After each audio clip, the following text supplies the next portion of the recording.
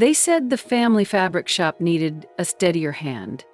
Funny, coming from the people who couldn't even thread a needle without calling me. I stitched that place together for years. Late nights, early mornings, every frayed edge repaired by my hands alone. But when it came time to choose an heir, they handed everything to my sister's husband. A man who thought cotton counts were lottery numbers. So I didn't argue. I walked out, bought a battered sewing machine, and built a shop they never saw coming. If you're interested in this topic, hit the like button, subscribe, and type "interested" in the comments, and I will give you a heart. The day everything snapped isn't look dramatic from the outside. The sky wasn't stormy, nobody screamed, lightning didn't crash in the distance. It was just a regular morning where I walked into the family fabric shop carrying a box of new samples, expecting nothing more than another long, exhausting shift. But sometimes the worst betrayal walks up quietly, smiling like it isn't about to gut you. My parents were already in the office when I arrived, whispering in that stiff, nervous way they did whenever they were hiding something. I should have known something was off. My mother avoided eye contact, and my father kept clearing his throat like he was rehearsing a speech. But I had been conditioned for years to shrug things off, to keep working, to keep proving myself, in a family that pretended fairness was a tradition while practicing favoritism like it was religion. I put the boxes down, wiped my hands on my apron, and headed toward them, expecting a discussion about inventory or holiday orders. Instead, my sister Claire and her husband Daniel were sitting there too. Claire with her usual air of entitlement, Daniel with that smug grin he always wore when he felt important. My father cleared his throat again, and this time he finally said it. "We've decided to transfer ownership of the fabric shop." I smiled, stupidly relieved, because I thought, finally. After years of holding this place together with nothing but grit and loyalty, maybe they were finally acknowledging me. To Daniel, he continued, "The world didn't go silent. It didn't freeze. It just cracked." I stood there, looking at them, waiting for the punchline that never came. My mother chimed in, as if she were offering me tea instead of betrayal. "We believe it's what's best for the future of the business." Daniel puffed his chest like a rooster who stumbled onto a crown. Claire rested her hand on his knee, like she had just been named queen and her husband king. My voice came out strangely steady considering the explosion happening inside me. "Daniel? You're giving the shop to him?" "Has leadership potential," my father said. "And initiative," my mother added. Initiative? The man once ironed polyester on high heat and blamed the fabric for being dramatic. Claire spoke next. Her tone dipped in fake sympathy. "Don't take it personally. You're good at the hands-on stuff, but this shop needs someone with business sense." I was the one who kept our clients happy, negotiated contracts, balanced books, restocked materials, and designed the best-selling lines that paid their bills. Daniel couldn't even fold fabric without making it look like it went through a blender. I should have screamed. I should have cried. I should have thrown every bolt of fabric in the room at them. Instead, I felt something inside me go eerily still, like my heart took one long breath and simply shut the door on them. "When does the transfer happen?" I asked. They relaxed immediately at my calmness because they expected the version of me they had controlled for years.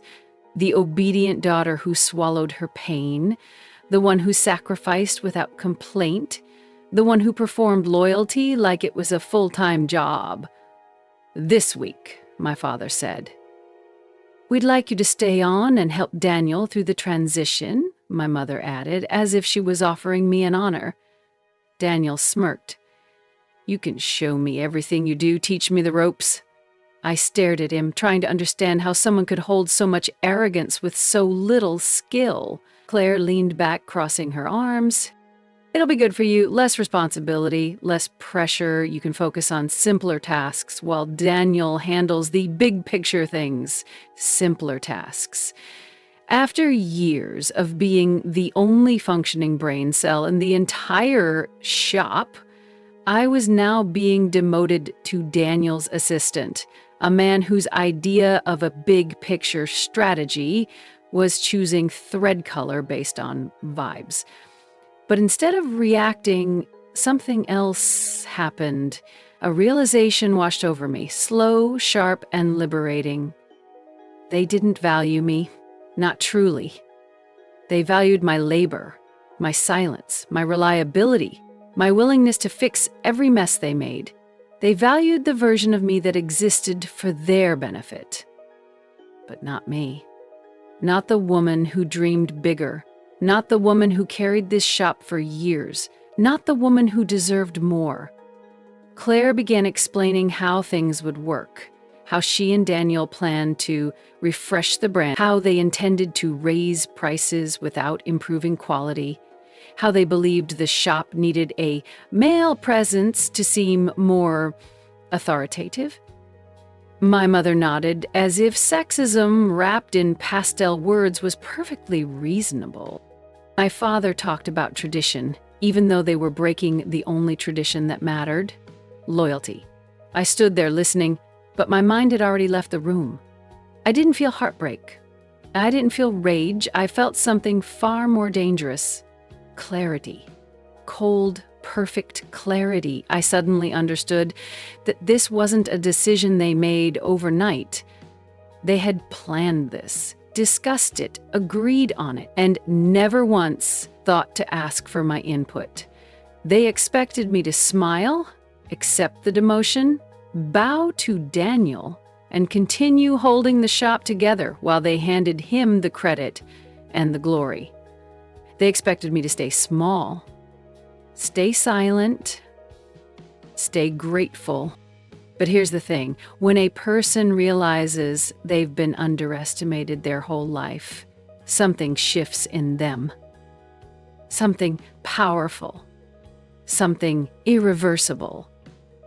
I slowly removed my apron, folded it, placed it neatly on the table. Daniel smirked, thinking I was submitting. Claire smirked, thinking she had won. My mother smiled with relief. My father looked proud of his decision. And then I looked at all of them, the family who believed I was bound to them by obligation, and I realized something that felt like fresh air filling my lungs for the first time. They had freed me. Because once someone shows you exactly what you mean to them, you're no longer trapped by what you hoped they'd be.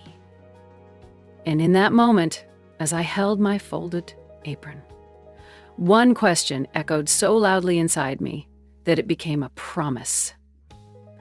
If everything I built could be taken from me this easily, why not build something they could never touch?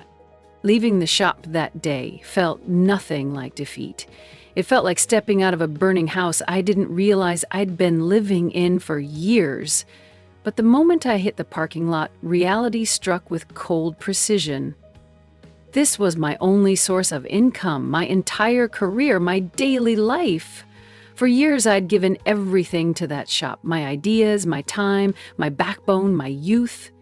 Walking away wasn't just symbolic, it was financial suicide. And my family knew it. They counted on it. They expected the fear to drag me back. That night, instead of breaking down, I sat on my apartment floor with a notebook and pen. I forced myself to write the truth in the ugliest, rawest form. They don't believe in me. Seeing it on paper made my stomach twist. But under it, I wrote something else. I believe in me. And suddenly that line felt louder, but the universe apparently wasn't done testing me. The next morning, I got a message from Claire. "Come in today, Daniel needs help with invoices." The audacity nearly made me laugh. Then another message came from my mother. Please be mature. Don't make this difficult for everyone." I didn't reply. I showered, I put on clean clothes, I tied my hair back, and then I did something they never expected. I went to the shop. Not to help, to observe, to witness the catastrophe they had willingly chosen. When I walked in, Daniel was behind the counter struggling with the receipt printer like it had personally offended him. Claire was reorganizing the display shelves in a way that made no feng shui, no logic, no visual sense. My parents were fluttering around giving instructions nobody needed, and the once busy shop felt dead. Customers browsed in awkward silence. One woman whispered to her friend, "It feels different. Off." I almost pitied them. Almost. Daniel spotted me and grinned. "Good, you came. I need you to organize the inventory room. And find that supplier list. I misplaced it." Misplaced it? That list was the backbone of our operations. Losing it meant no restock, no negotiations, no deliveries on time. I didn't answer. I simply walked past him toward the back room. Not to work, but to retrieve something I had forgotten, my sketchbook. Years of designs, patterns, textile concepts, plans I never showed anyone because I thought loyalty meant sacrificing individuality. My sketchbook was exactly where I left it, tucked behind a stack of unused binders. As I picked it up, I heard my parents in the hallway. "She'll come around," my father whispered. "She always does," my mother said. "She doesn't have the courage to leave." And just like that, any lingering softness in me hardened into steel. I walked back to the main floor. Daniel tried to hand me a clipboard. Claire said, "Nice. You found your little notebook." My mother asked, "Did you bring lunch? You can warm it in the staff room." My father said, "Let's all work together for a smooth transition." The delusion was powerful. "I'm not staying," I said calmly. The whole shop went silent. Daniel laughed first. "You're being dramatic," Claire added. "Stop making this weird. It's not that deep." My mother sighed like I was a disappointing child. My father rubbed his forehead. "Please don't be foolish." And then, out of nowhere, Daniel said the sentence that would define everything. "You're not capable of running anything on your own." I didn't respond. I didn't defend myself. I didn't argue. I simply walked out. But the battle wasn't finished. Not even close. That afternoon, Claire texted me again. "Mom says you need to sign the transition documents." Then Daniel chimed in. "We need access to all your files." "Don't be impossible." Then my mother, "We're waiting." By evening, Claire escalated. "If you refuse, we'll tell everyone you abandoned the shop." Ah, there it was. The threats, the manipulation, the family reputation card. They thought shame would scare me into compliance. Instead, I felt something new. A spark that didn't belong to fear or sadness. It was anger. Pure, clarifying anger. The kind of anger that doesn't destroy, it awakens. I ignored their messages. Instead, I opened my sketchbook and flipped through the designs I had once dismissed as dreams. They were good, not good, great. Original, fresh, modern, sustainable. Designs that could stand on their own. Designs I never dared pitch because I believed the shop was my forever home. Turns out, it wasn't. Turns out, the wings I thought were clipped were actually just tied. Now the knots were gone. But that night, something else happened. Something that shook me to my core. My father showed up at my apartment.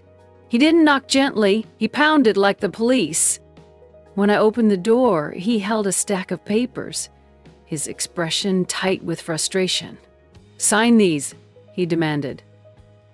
I didn't touch them. He stepped inside, uninvited, placed them on my table, and said, We're trying to do what's best for the family. You're making this harder than it needs to be. Just accept your role and move on. Accept my role.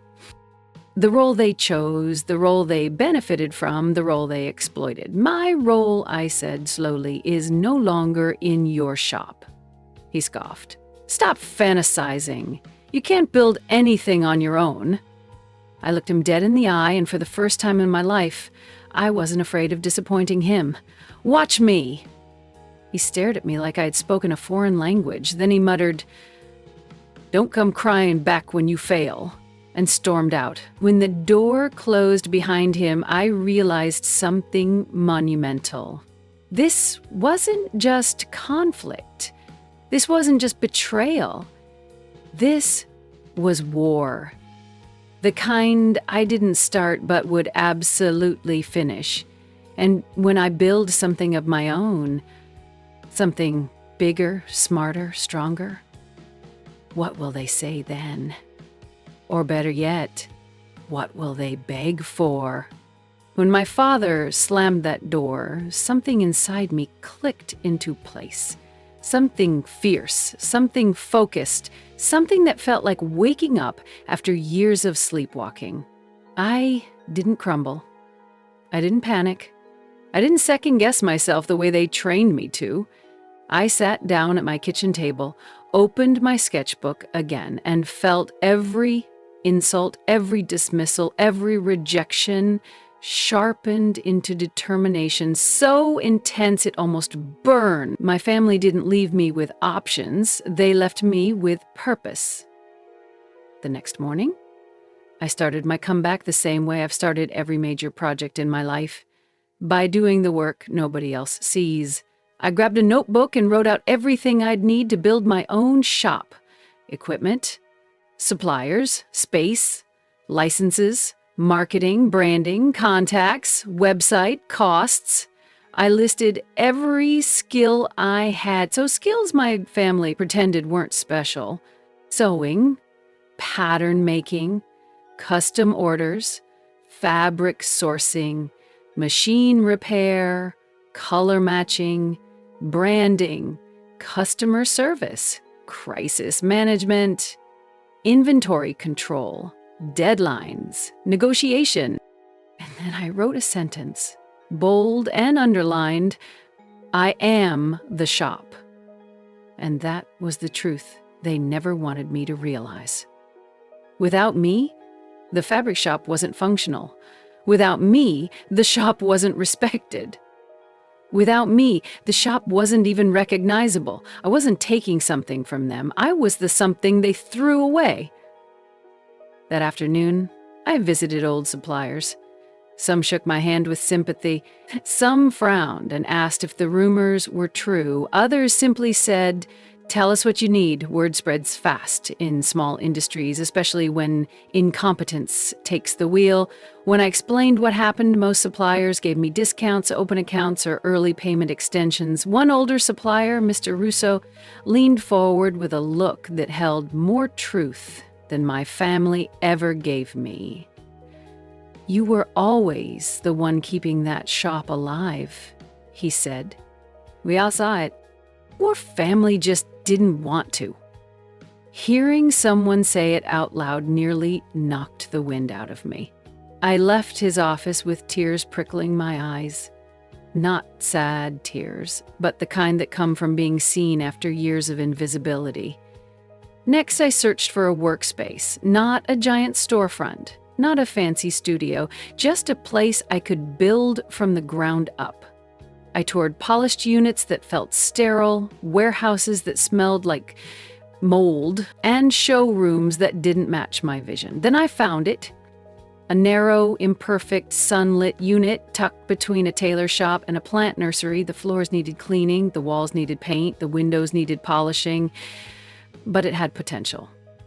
More importantly, it felt like mine. "How soon do you want it?" the landlord asked.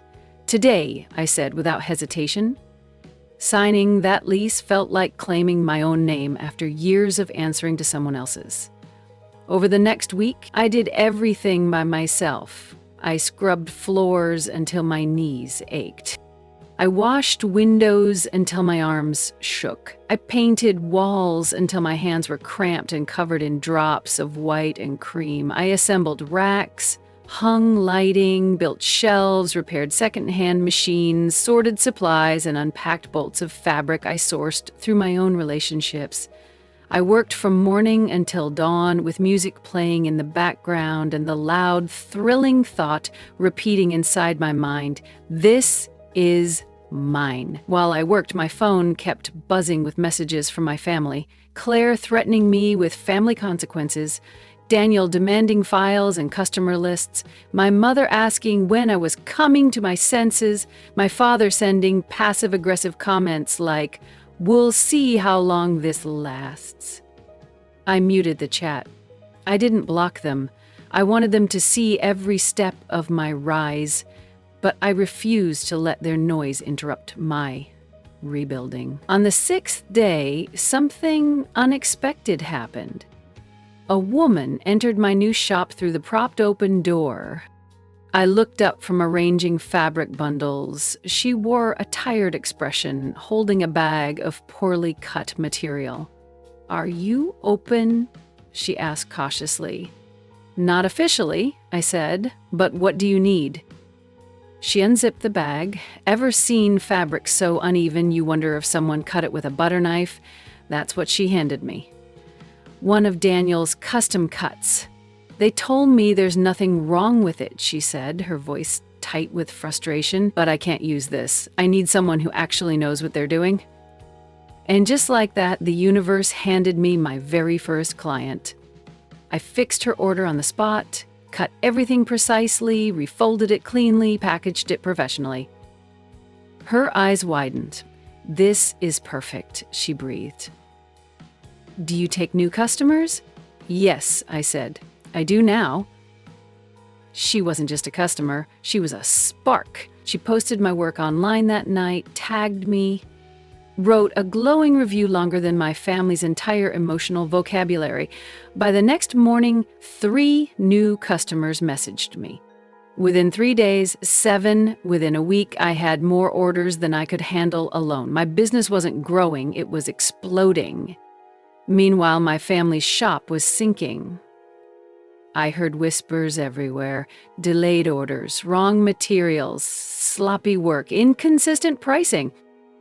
Longtime customers were complaining. Vendors said paperwork was a mess. A boutique owner told me Daniel gave her polyester instead of silk and tried to convince her nobody would notice. Clients noticed. One afternoon, I ran into an older customer from the family shop, Mrs. Ellis. She leaned close like she was sharing a secret.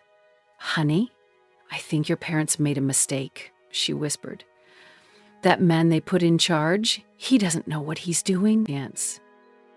"I know," I said softly. "We all know." And in that moment, I realized something. My comeback wasn't just happening. It was visible, public, unstoppable. But the real turning point came 2 weeks later. A high-end bridal boutique owner visited my shop. She had heard from the florist, who heard from the dog groomer, who heard from the bakery, who heard from the woman with the butchered cut. Word of mouth was working faster than any advertisement. She walked through my shop slowly, touching fabrics, inspecting my work, studying everything like a silent test. Then she said the words that changed everything. "I want to place a long-term contract with you. Exclusive." My breath caught. "Exclusive?" "Yes," she said.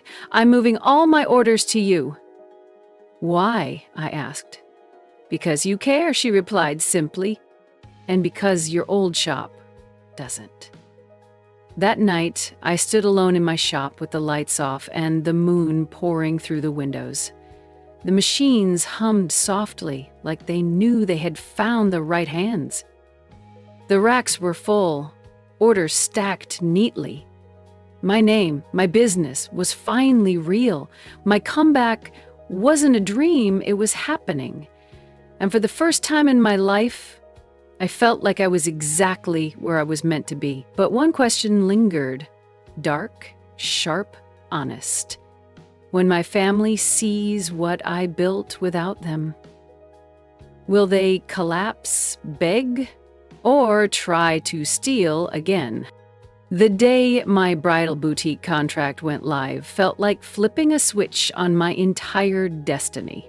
Orders rolled in faster than I could breathe, each one a reminder that I wasn't just surviving, I was rising. My shop, once an empty shell with paint-splattered floors, was now humming like a living thing. Machines whirred, fabrics softened under my hands, patterns came alive. Customers stopped by just to see the girl who left her family business and became a storm. I didn't ask for that reputation, but I wasn't about to reject it either. Meanwhile, my family's shop was deteriorating.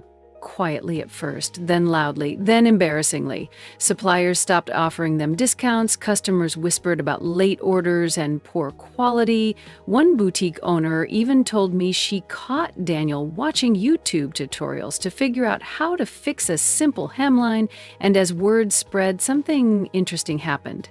People stopped saying the family fabric shop and started saying her family's old shop. That subtle shift was more powerful than any revenge plan. But the chaos inside my family didn't stay contained for long. One evening, as I was finishing a custom drape order, I heard a knock on my shop door. A rapid, frantic knock, the kind that screamed desperation. When I opened it, Claire practically stumbled inside, mascara smudged like someone had wiped her tears with the back of her hand. "You need to talk to them," she said immediately. No hello, no apology, no acknowledgement of how they treated me, just a demand. I leaned against my cutting table. Talk to who? Mom, Dad, everyone. They're stressed. Sales are down, customers are angry, suppliers think we're incompetent. You need to help fix things. I stared at her, wondering if she actually believed her words. She did. Oh, she absolutely did. In her world, I was still the fixer, the patcher, the invisible backbone. "Claire," I said slowly, "you're asking me to rescue the people who told me I wasn't capable." She crossed her arms. "Well, clearly they were wrong. Look at your shop." The irony didn't escape me. She was complimenting me only because she needed me. "Did Daniel send you?" I asked. Claire hesitated, a microsecond, but enough. "He thinks maybe if you explain things to him better." "Explained?" I cut in. "As in teach him again, hold his hand again, build the business for him again?" Her silence was answer enough. She fiddled with her bracelet, her old nervous tic from childhood. "Look, you're good at the creative stuff," she said finally. "And the business stuff, and the management stuff, and the customer stuff, and the supplier stuff." I waited, letting her list all the things she once mocked me for. "But the shop is still the family shop," she added quickly. "You owe them at least a conversation." "I owe them nothing," I said, not angry, not dramatic, just factual. Claire stared at me like she was seeing me for the first time. Like she didn't know what to do with a version of me that wasn't bending backward for her. "They think you're being selfish," she whispered, "not helping." Selfish? The word almost made me laugh. I looked around, at the shelves I built, the machines I repaired, the fabrics I sourced, the customers I earned. "Claire, I built this alone, without them, without you, without Daniel. How is that selfish?" She didn't answer. She simply looked at the floor, then at the door, then back at me. "Mom's been crying," she said softly. "Dad's angry. Really angry, and Daniel feels overwhelmed. You being successful is making him look bad." That was the moment something dark and cold flickered inside me. Not cruelty, but clarity. "That's not my problem," I said. "It's not my job to shrink myself so he feels bigger." Claire's eyes widened. "You've changed." "No," I replied. "I just stopped pretending." She left with no solution, no victory, no understanding. But that wasn't the end. That was the warning shot. The next morning, the storm arrived in full force. My father marched into my shop without knocking, without greeting, without decency, the kind of entrance that made customers turn their heads. He slammed a folder onto my table. "We're in debt," he said bluntly. "Orders are down. We're losing thousands."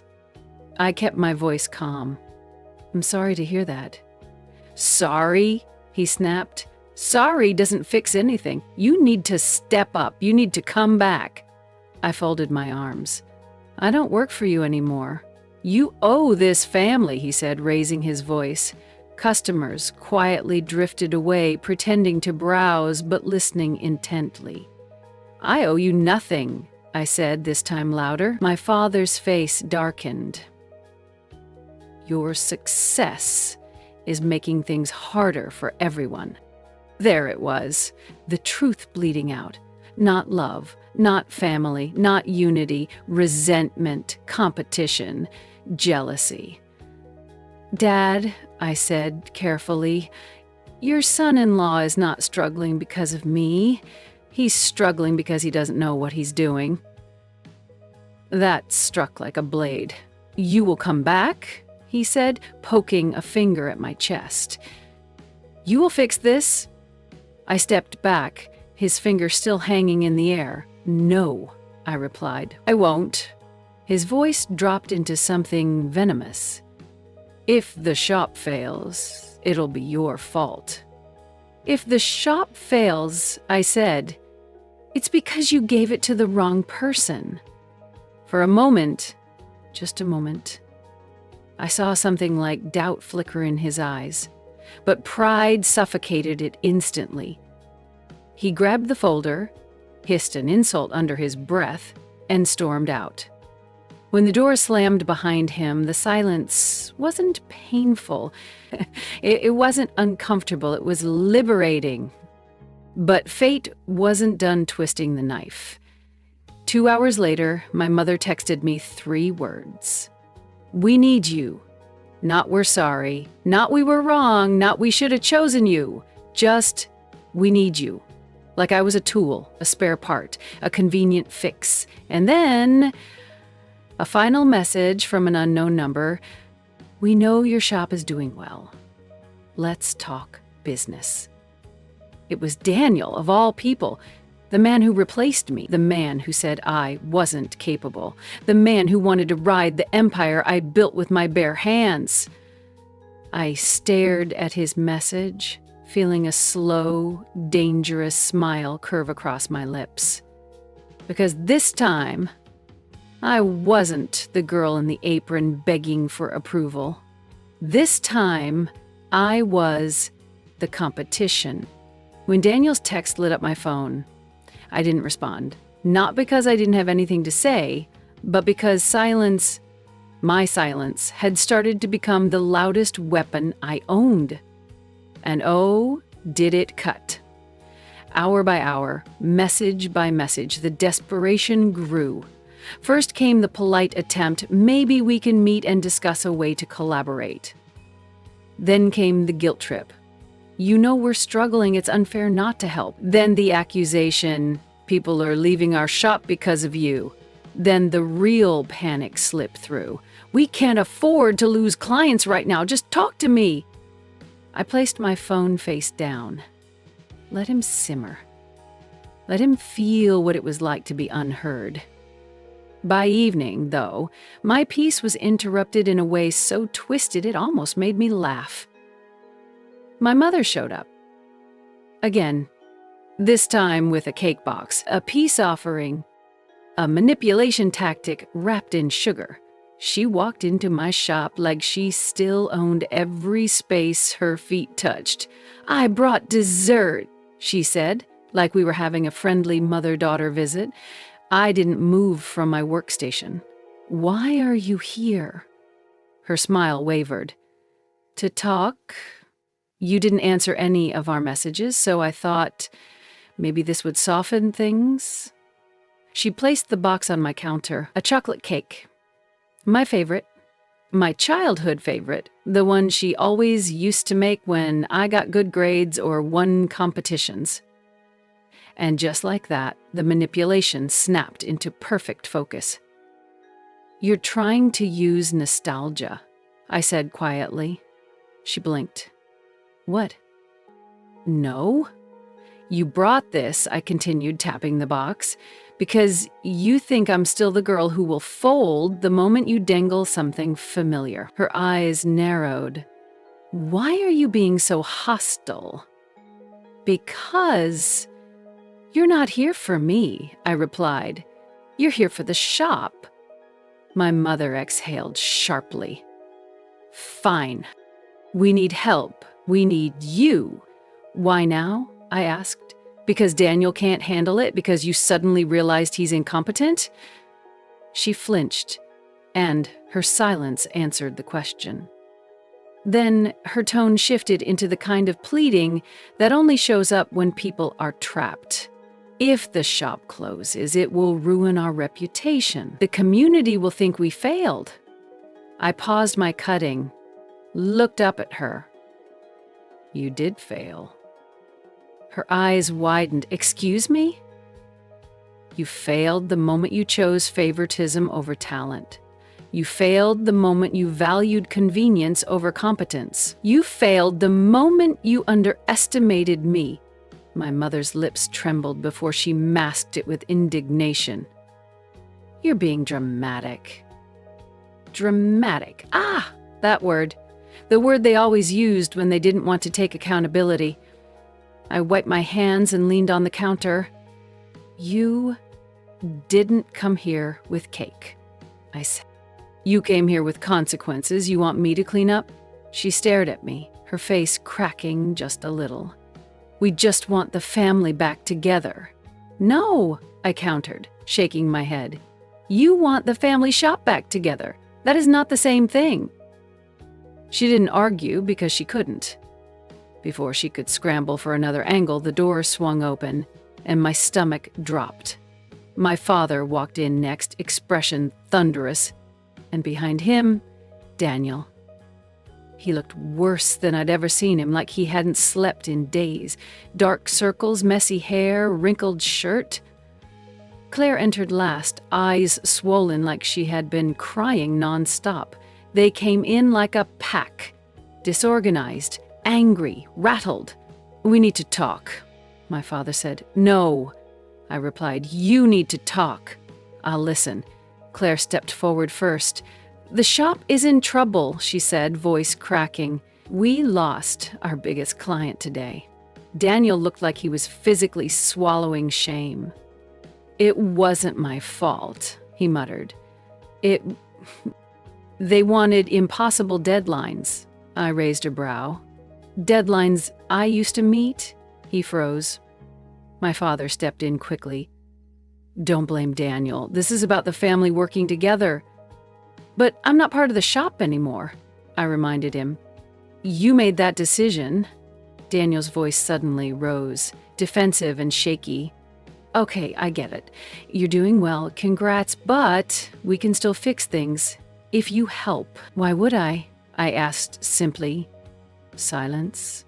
Thick, suffocating silence. Then Claire said the thing they were all too afraid to voice. "Because we can't do it without you." There it was. The truth, dripping with panic. My father clenched his fists. "If the shop closes, we lose everything. Everything we built. Everything I poured myself into while all of you took credit. Everything I poured myself into while all of you took credit." Daniel shook his head in panic. "Look, I know I messed up." "Messed up," I repeated. You butchered orders, lost clients, mismanaged inventory, and nearly burned down the back room with your terrible ironing." My father glared at him like this was the first time he'd heard that. Daniel swallowed hard. "I just need more time." "No," I said. "You need skill. And that's not something time gives you." Claire suddenly burst into tears. "If you don't help us, Mom and Dad will lose everything. The shop, the house, their savings," my mother whispered, "please." But I saw it clearly now. They didn't see me as a person. They saw me as a resource, a tool, a lifeline, and I realized something dark and liberating. They were drowning in a sea they filled themselves. My father finally spoke, voice cracking under the pressure. "Just tell us what to do. Tell Daniel how to fix this." I stared at him, at all of them. The people who threw me away now begging for instructions. "You want my guidance?" I asked. "Yes," they all said in some form. "You want me to save your shop?" Nods. Wide, desperate nods. "Fine," I said. Their faces lit up with hope. "Here's what you do." They leaned in, hungry, desperate, hopeful. "Close the shop." Their mouths fell open. My mother gasped. Daniel turned pale. Claire shook her head violently. My father stepped forward like he misheard. "What did you just say?" "Close it," I repeated calmly. "Because the problem isn't your shop, the problem is your leadership. And you can't fix something you refuse to admit is broken." "That's impossible," my mother whispered. "No," I said. "That's honest." "You want us to fail," my father spat. "You wanted me to fail," I replied. "You handed my life's work to a man who didn't earn it. Now you're seeing the result." The room trembled with shock, anger, fear, truth, and finally, understanding. Broken, painful understanding. Claire whispered, "So, you won't help?" "No," I said. "Not this shop, not anymore." The moment I told them to close the shop, the air cracked like a fault line, ripping straight through the room. My father stared at me as if I had spoken a foreign language, one he refused to learn. My mother clutched the cake box like a life jacket. Claire looked like she had swallowed a stone. And Daniel just stood there, sinking in the consequences he'd created. The silence stretched until it felt like the walls were listening. Finally, my father exploded. "You selfish child, you want us to lose everything." His voice echoed across my shop, the shop they said I could never build. The shop that now stood taller than anything they ever trusted me with. I didn't flinch. Not this time. "I'm not the reason you're losing everything," I said calmly. "You are." My mother stepped forward, voice trembling. "We made a mistake. We should have given you the shop. We should have trusted you. But punishing us like this isn't punishment," I said. "This is consequence." "Same thing," Daniel muttered under his breath. I turned to him, my stare sharp enough to slice him in half. "No. Punishment is inflicted, consequence is earned, and you," I pointed at him, slowly, deliberately, "earned every failure that shop has seen." His face reddened. "You think you're better than us?" "No," I replied. "I know I am." Claire choked on a sob, wiping her tears dramatically like she expected me to crack, expected the old me to show up, the one who apologized for breathing too loud. "If you were in our shoes," she whimpered, "wouldn't you want your sister to help you?" And there it was, the guilt card, the manipulator's last weapon. I leaned against my work table, arms crossed, voice steady. "If I were in your shoes, Claire, I would never have betrayed you in the first place." She froze. My words hit her so cleanly she couldn't breathe. My father's anger sputtered into something smaller. Fear. The kind that comes when a person finally understands the truth they've been avoiding. "If we lose the shop," he whispered, "what will we have left?" "Each other," my mother said quickly, grabbing his arm. "We'll still have the family." But even she didn't sound convinced. Because everyone in that room knew the truth. Their unity was built on using me as glue. And without me, there was nothing holding them together. My father tried again, softer this time. "You were always the responsible one, the strong one, the grounded one. Help us through this." I smiled, not cruelly, but truthfully. "Do you hear yourself?" They looked confused. I continued, "You're admitting that you destroyed the shop by giving it to the least qualified person, and yet you still want me to fix it while you all continue sitting on your hands." Claire opened her mouth, but no words came out. Daniel tried to stand taller, but his shoulders dropped with every second of my silence. My mother's eyes filled with tears, the kind meant to soften me, the kind that used to work. Not anymore. I stepped forward, voice low, deliberate. "When you transferred the shop to him, you didn't just betray me. You erased me. You told me I was worth less than convenience, less than tradition, less than a man who can't tell silk from rayon." Daniel's face twisted with humiliation. "I'm learning," he argued weakly. "You're drowning," I corrected. "And you want me to act like your life raft." My mother whispered, "We're desperate." "Yes," I said plainly, "you are." Then I pointed at the door. All four of them looked at it in confusion. "You can leave now." My father stiffened. "You're throwing us out?" "No," I said. "I'm ending the conversation." Claire gasped like I had slapped her. My mother held her chest. Daniel swayed slightly. My father glared. "You think you're invincible now?" "No," I said. "I think I'm free." They didn't move. They were stunned, unprepared for the version of me who didn't bend, didn't soften, didn't shrink. So I walked past them and opened the door myself. "Get out." Claire let out a strangled, "How can you do this? We're family." I looked at her, at all of them, and delivered the truth they always ran from. Family doesn't throw you away and come back only when they need saving. My father clenched his jaw. My mother cried. Claire trembled. Daniel whispered, "We can fix things, can't we?" For the first time all day, I felt something unexpected. Pity. Not for them, but for the version of me who once believed they loved me the way I loved them. "You can't fix what you broke on purpose," I said softly, and just like that, they finally understood. Claire reached for me one last time. "Please, we're losing everything." I stared at her hand, at her desperation, at the final collapse of the throne they built on my back. Then I answered with the only truth that mattered. "You already lost me." Her hand fell. Their faces drained.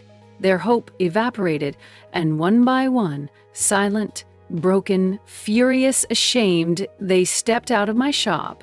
I closed the door gently behind them, not with anger, with closure, with peace, with victory. I turned the sign back to open and walked to my station. Orders waited, clients waited. My life, my real life, waited. And as I picked up my scissors, I felt it fully for the first time.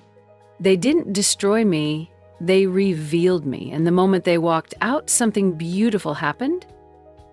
The fear I once carried finally walked out with them. And now we each join them for this episode